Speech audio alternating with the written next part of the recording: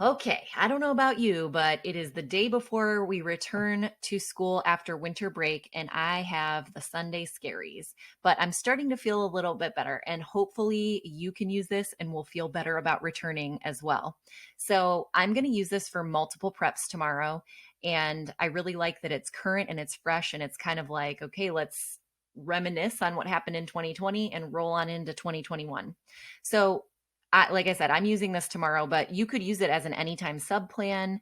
It's really nice if you need a sub plan early in the semester because they don't need to know a ton about business to explore the current event. So it works as an anytime sub plan. It also would work really well as what I call a go on activity or an anchor activity. So when students are finished with other work, if they finish a test before their peers or if they finish other classwork or projects, they can move on and go to this where they are still staying engaged in business content. It's less like busy work and it's more like exploring, especially because they are given a choice on which ones they want to explore further. So, the way this resource works is they will get a slideshow, and on the first slide, it just gives them directions here.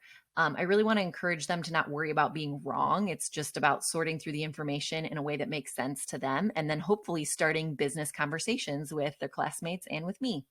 So I want them to explore what they find interesting and let these links be a starting point where they can find more info on their own. So on the second slide, there are 8 different current events. And these are current events that I've been collecting on Instagram throughout the past 6 months or so.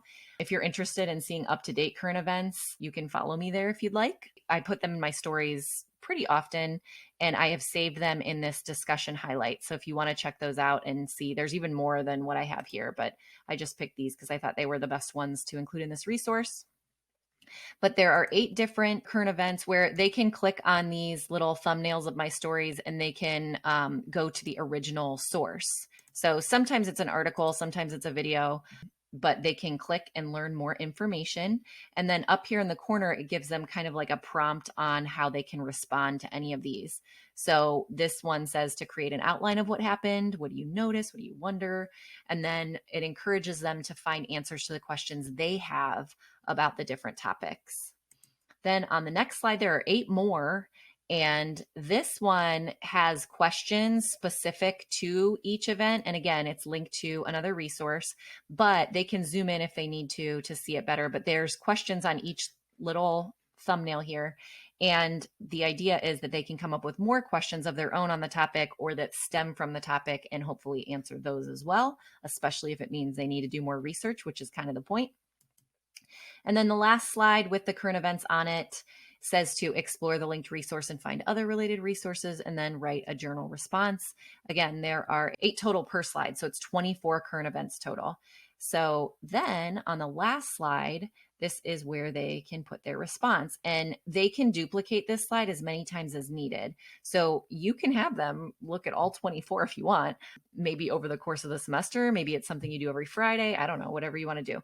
But they can duplicate this slide as many times as they need to.